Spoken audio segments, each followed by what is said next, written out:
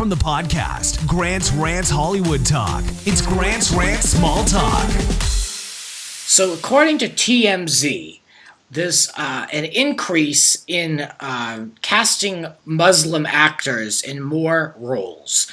So they've seen an increase in roles for this coming pilot season, and networks apparently want more Muslim Americans to star in primetime.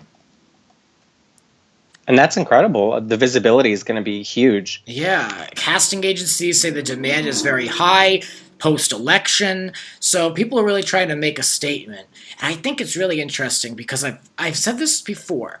I'm dying to know how this current administration is going to influence television, storytelling, media.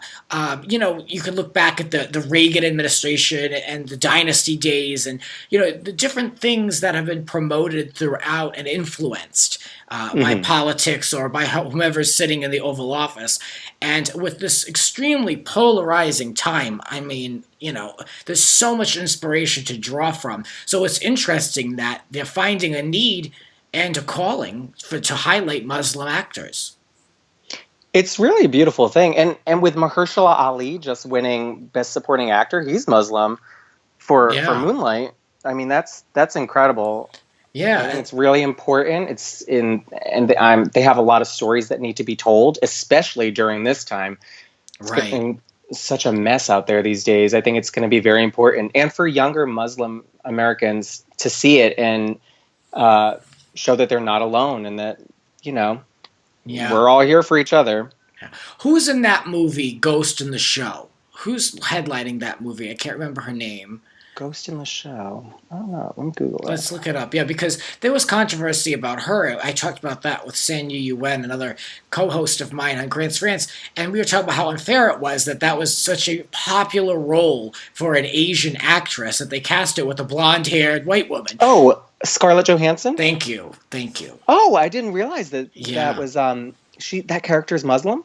No, that character's Asian. Oh, Asian. Yeah, I remember hearing about this. Yeah, so there was a lot of controversy about that, and then with Jake Gyllenhaal and Prince of Persia. So I feel like we're going to look back, even in 20 years and say, how shallow that we had these great roles for, minority groups that actors are fighting to break in, and we're just casting them with a token, not a token, but a white actor, which, is fine in a way, but it's so empty. It's just so not correct, in that way. So I think that, now more than ever, we need to have more of this, So it's interesting.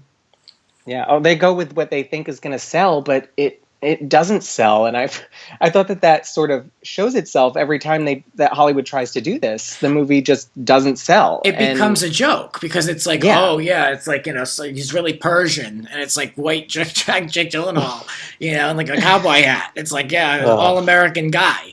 So whatever. I'm just giving my 2 cents about casting in general, but I think that this casting Muslims and highlighting Muslim American stories is going to be a real trend, and even perhaps in reality, because I'm viewing it kind of as the transgender experience. A lot of people had no idea about transgenders, or they didn't bother they didn't know their stories, and it was kind of a trend because it was so fascinating to people and it was untapped.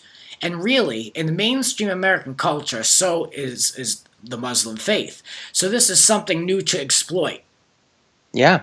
And it's great because it's going to probably reach the middle of our country, which, a lot of us always give a lot of shit to for not being as, I guess, socially evolved as, those of us who move to big cities. And, we know people of all walks of life.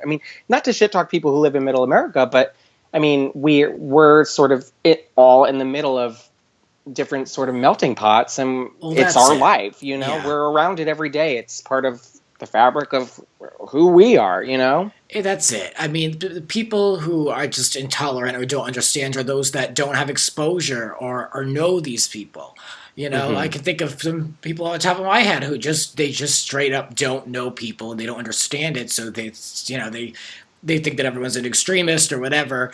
And that's where it all stems from, in my opinion, just from like my studying like sociology and all that. That's my thought on it. So yeah, I mean, hopefully we can use this to release really any stigma similar to the transgender person.